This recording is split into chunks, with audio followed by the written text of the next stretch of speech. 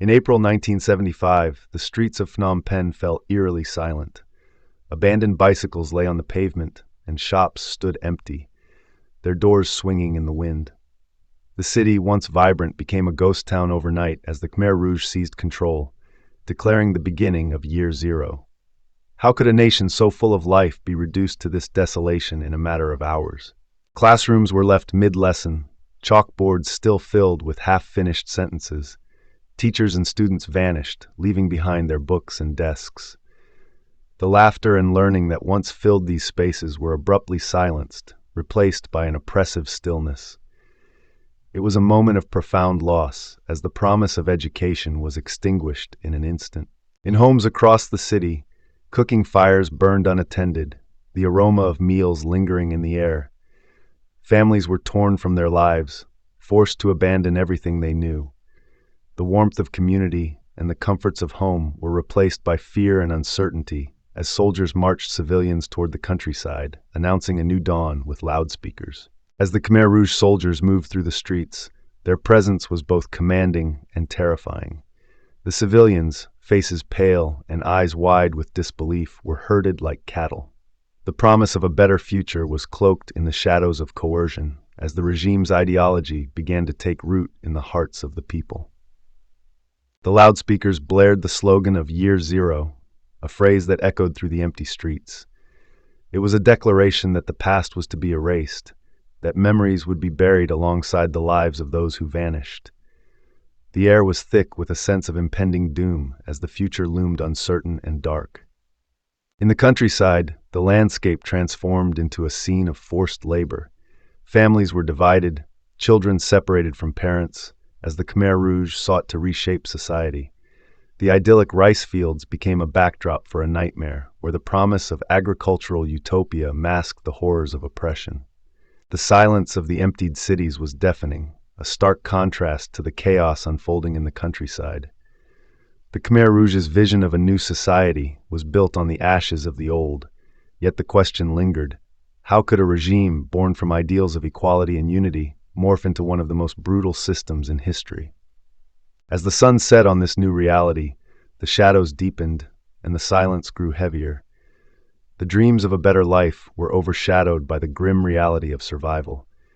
Each passing moment brought with it the weight of uncertainty, as the Khmer Rouge tightened its grip on the nation, leaving citizens to wonder what lay ahead. In the wake of this upheaval, the heart of Cambodia lay exposed, vulnerable to the whims of a regime that promised transformation but delivered terror.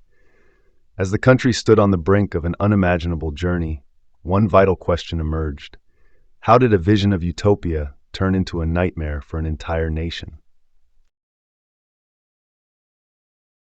In the early 1950s, Cambodia finds itself under the weight of French colonial rule, a society fractured by exploitation. The streets of Phnom Penh, bustling with vendors, are shadowed by the looming presence of foreign soldiers and oppressive policies. Amidst this turmoil, a young Saloth Sar, later known as Pol Pot, studies in Paris. There he immerses himself in Marxist-Leninist theory, his sharp features and dark hair reflecting a growing intensity as he grapples with revolutionary ideas. The ideological seeds of radicalism take root as Saloth Sar absorbs the fervor of the left bank. He envisions a return to agrarian purity, a stark contrast to the urban chaos he witnesses back home, igniting a dangerous ambition. Back in Cambodia, the political landscape grows increasingly chaotic. The aftermath of World War II leaves a power vacuum and factions vie for control, while the voices of the people are drowned out by conflict and disillusionment. As the Cold War intensifies, American bombing campaigns target neighboring Vietnam, sending shockwaves through Cambodia. The destruction breeds resentment, fueling the revolutionary fervor that Saloth Sar is eager to harness for his vision. In the midst of this turmoil, Saloth Sar returns to Cambodia, now a man transformed. His once youthful face carries the weight of ambition, and his eyes reflect a chilling resolve to reshape the nation according to his radical ideals. The Khmer Rouge begins to form, drawing on the discontent of the rural populace. Promises of land and equality resonate deeply as the regime's ideology morphs into a vision of a utopian agrarian society, seductive yet perilous.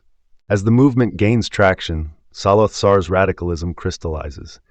He begins to see the urban elite as enemies of the revolution, fueling a dangerous dichotomy between the peasantry and the educated class that will haunt the nation. The stage is set for a revolution born from humiliation and desperation. As the Khmer Rouge ideology takes hold, the seeds of a nightmare are sown, preparing Cambodia for a reckoning that will reshape its very fabric. On April 17, 1975, the Khmer Rouge stormed into Phnom Penh, greeted by a mix of fear and confusion. The city, once vibrant with life, began to empty as soldiers ordered civilians to leave their homes, marking the start of a grim new chapter. Hospitals, once bustling with patients and medical staff, were cleared in an instant. Doctors, nurses, and patients were forced to abandon their posts, leaving behind equipment and beds still stained with the remnants of care. Families were torn apart as they were herded into the countryside under the pretense of a brief journey. Promises of safety turned into a nightmarish trek, with children clinging to their parents, eyes wide with confusion and fear. As the days turned into weeks, the reality of their situation became clear. The march was not a mere 3 days, but a grueling ordeal that stretched on, with exhaustion and despair taking root in their hearts. With each passing day, the cities began to lose their identity. Shops closed, schools were abandoned, and the laughter of children faded into silence, as the Khmer Rouge sought to erase the past and build a new future. The promise of a better life was replaced by a harsh reality. The Khmer Rouge's ideology demanded conformity and obedience, leaving no room for individual memories or histories, as the past was deemed a threat to the new order. In the countryside, the harshness of life under the regime began to take its toll. Farmers and city dwellers alike were forced to adapt to a brutal new existence, where survival became a daily struggle against hunger and fear. As the Khmer Rouge solidified their control, whispers of dissent became dangerous. The regime's grip tightened, and the fear of betrayal loomed over every interaction, sowing distrust among neighbors and families. With the erasure of the past, the Khmer Rouge aimed to mold a new identity for the Cambodian people. Yet even in the depths of despair, the flicker of resistance began to stir, hinting at the struggles yet to come. In the wake of the Khmer Rouge's rise, society is stripped of its very essence. Families are torn apart as children are sent to labor camps, leaving behind empty homes filled with silence. The once vibrant streets of Phnom Penh are now ghostly reminders of what was lost, as the regime enforces a new order devoid of personal identity. Private property is abolished, and with it, the bonds of family and community dissolve. The Khmer Rouge's ideology demands complete loyalty to Angkar, the faceless organization that replaces personal ties with an oppressive collective identity. The once cherished notions of home and belonging are now relics of a forgotten past. Religion is outlawed, and temples become silent monuments to a bygone era. The Khmer Rouge seeks to eradicate any belief system that might challenge their authority. Monks, once revered, are stripped of their robes, forced to abandon their faith, and face the harsh realities of a world where spirituality is deemed a threat. Education is dismantled, as schools are closed and teachers are targeted. Knowledge becomes a weapon against the regime, and intellectuals are viewed with suspicion. Children are indoctrinated to view learning as a form of betrayal, creating a generation that knows only fear and obedience. Daily life is marked by an overwhelming atmosphere of fear. Citizens are constantly surveilled, with whispers of betrayal echoing through the fields. The Khmer Rouge instills a culture of suspicion, where neighbors turn against one another, and even the slightest dissent can lead to dire consequences. As the regime tightens its grip, the concept of individuality fades. Everyone is reduced to a mere cog in the machinery of Angkar. Personal stories and histories are erased, leaving behind a collective identity that serves only the state's agenda. The past becomes a dangerous memory. The psychological torment of living under such a regime is profound. People are haunted by the fear of speaking, thinking, or remembering. Conversations are hushed, and laughter is a distant memory. The oppressive silence envelops the nation, creating an atmosphere where hope is a fleeting illusion. In this absolute state, the Khmer Rouge's vision of a utopian society becomes a nightmare. The ideals of equality and purity morph into a brutal reality where survival is a daily struggle and the human spirit is relentlessly crushed under the weight of conformity. As the regime continues its campaign of control, the shadows of despair deepen. The people of Cambodia are left to navigate a world stripped of meaning, where the very act of existing becomes an act of defiance. The struggle for identity and humanity persists even in the darkest times. In the fields of Cambodia, villagers toil under the relentless sun, their faces etched with fatigue. Each day blurs into the next as they labor in rice paddies, driven by the constant threat of punishment. The air is thick with the scent of damp earth and desperation, a haunting reminder of the regime's grip on their lives. As the days stretch into weeks, the villagers grow increasingly aware of the watchful eyes around them. Children, indoctrinated as informants, patrol the edges of the fields, their innocent faces masking a sinister loyalty to the regime. Whispers of fear circulate, each one a reminder that trust is a luxury they can no longer afford. The collective farms, designed to eliminate individuality, become a breeding ground for paranoia. Families are torn apart, and the bonds of community fray under the weight of suspicion. Each villager becomes a potential traitor, and the fear of disappearance hangs like a dark cloud over their daily existence. Malnutrition creeps into their lives, sapping strength and will. Once vibrant faces turn gaunt, and the laughter of children fades into silence. The rice harvest, once a symbol of hope, now feels like a cruel joke as the promise of sustenance becomes a distant memory. In the midst of this suffering, a few villagers dare to share whispered warnings of impending raids. The tension is palpable as they gather under the cover of darkness, fearing that their words may betray them. Each meeting is a gamble with fate, where the stakes are life and death. The Khmer Rouge leadership thrives on this atmosphere of fear.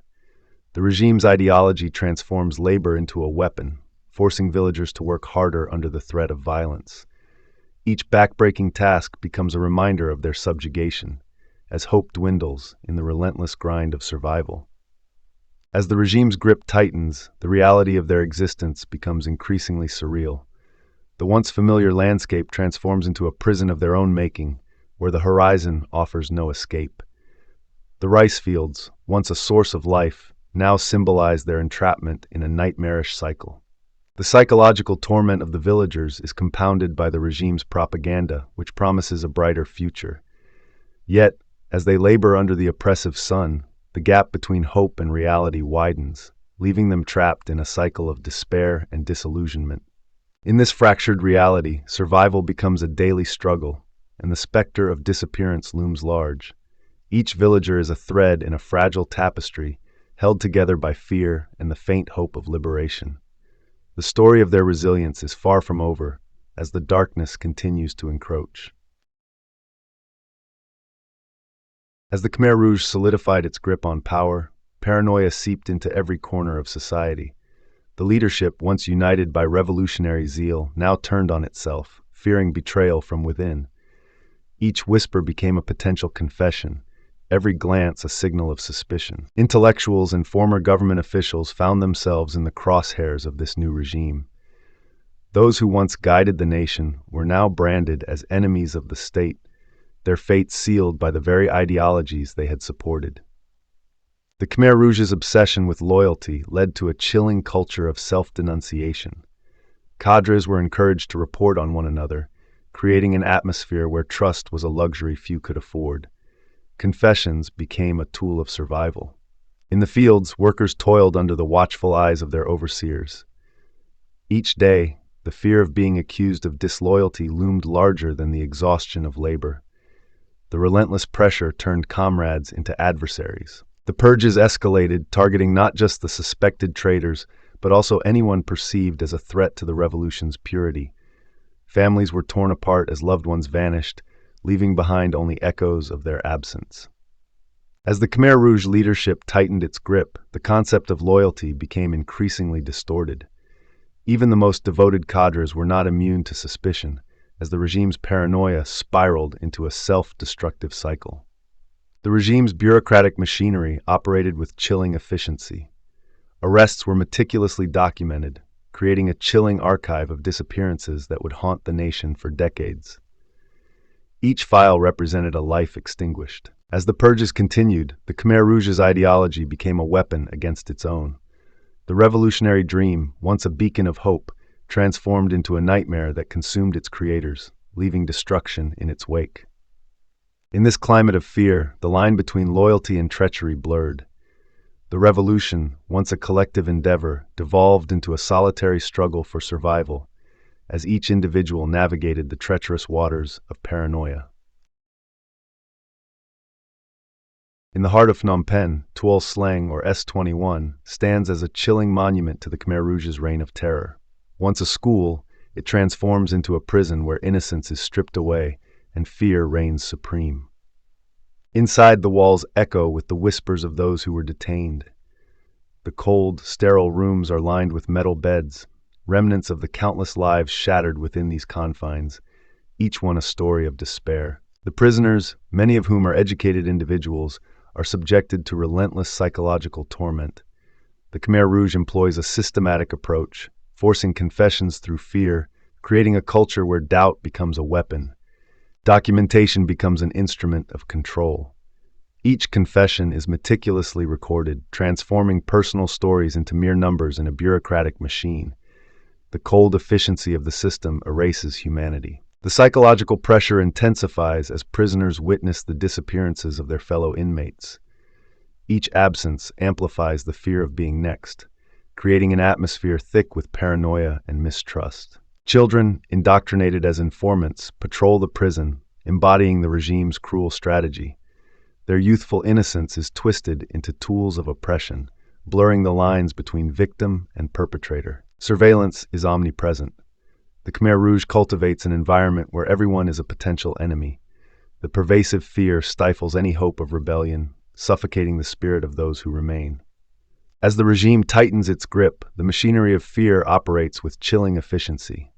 The systematic dehumanization of individuals becomes a grotesque reflection of the Khmer Rouge's warped ideology. In this place, innocence means nothing, and survival hinges on compliance.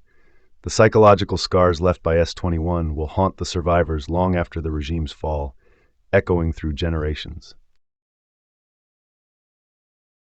As 1978 unfolded, the Khmer Rouge's grip on Cambodia began to falter. Famine swept through the countryside, leaving villagers gaunt and hollow-eyed, their hopes crushed under the weight of empty promises and relentless propaganda. The once mighty revolution, heralded by Pol Pot as a glorious rebirth, now revealed its contradictions. As the regime's ideals clashed with the harsh reality of starvation, despair seeped into every corner of the nation. In the face of impending collapse, fear gripped the hearts of the Khmer Rouge cadres.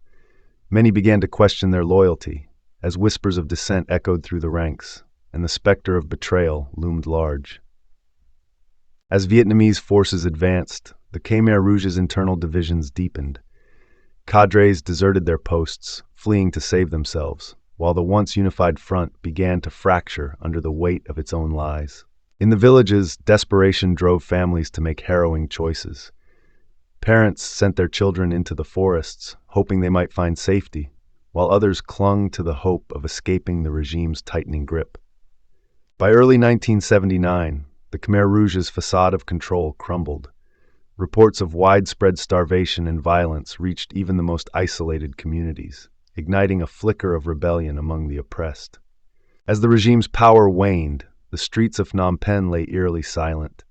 Abandoned homes and empty marketplaces stood as haunting reminders of a once vibrant city, now suffocated by fear and loss. The final days of the Khmer Rouge were marked by chaos and betrayal.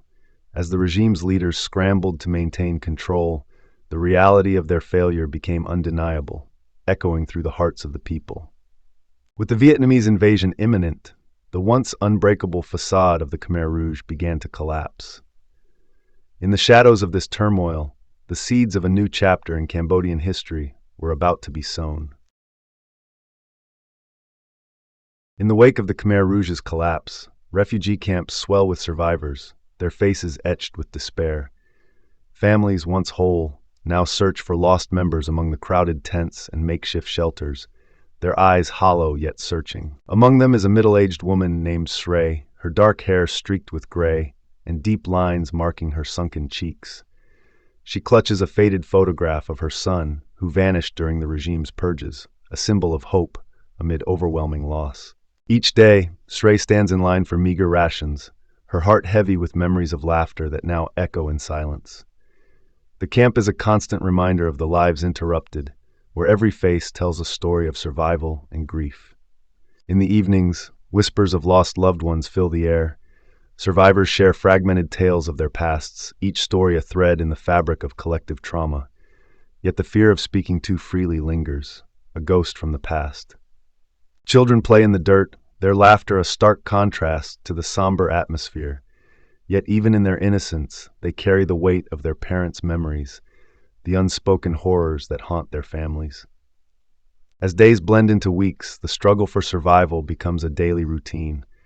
Shrey's body grows weaker, but her spirit remains unbroken. She continues to search for her son, driven by the hope that he might still be alive. The camp becomes a microcosm of Cambodia's shattered society, where each survivor carries the weight of their past. The air is thick with unspoken fears, and the silence of the missing resonates in every corner. Despite the darkness, glimmers of resilience emerge. Survivors begin to form bonds, sharing resources and stories, slowly rebuilding their shattered lives. In this shared struggle, a flicker of hope ignites. As the world outside remains largely unaware, Srey holds on to her memories like a lifeline. The scars of the past are deep, but the desire to remember and honor those lost fuels her determination to keep searching. In the years following the Khmer Rouge's fall, Cambodia grappled with its haunting past. Survivors emerged from the shadows, their voices trembling as they recounted the horrors endured, seeking to piece together a fractured identity amidst the rubble of their lives. International attention turned to Cambodia as the world struggled to comprehend the scale of the atrocities. Trials began, revealing the systematic brutality of the regime, yet the echoes of silence lingered in the hearts of those who had lost everything. The trials, though a step toward justice, often felt inadequate. Survivors like Srey, a middle-aged woman with deep-set eyes and a scar across her cheek, found it difficult to reconcile the past with the present, haunted by memories that refused to fade. Memoirs and testimonies began to surface, each one a testament to the resilience of the human spirit. They revealed not just the horrors of the regime, but the enduring strength of those who survived, determined to ensure that history would not be forgotten. The legacy of the Khmer Rouge extends beyond Cambodia's borders. Scholars and activists worldwide analyze the regime's ideology, warning against the dangers of unchecked power and the manipulation of truth for political gain. As Cambodia rebuilt, the scars of the past remained visible in the landscape. Fields that once concealed mass graves now served as reminders, urging a new generation to remember and learn from the mistakes of their predecessors. Yet the struggle for reconciliation is ongoing.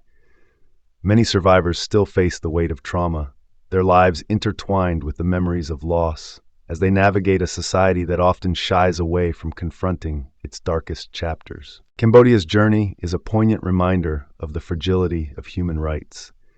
The lessons learned from the Khmer Rouge serve as a warning to the world. When ideology supersedes humanity, the consequences can be catastrophic. As the nation continues to heal, the haunting message remains clear. The past must be acknowledged to prevent history from repeating itself. In a world where purity is defined by ideology, no one is ever truly safe.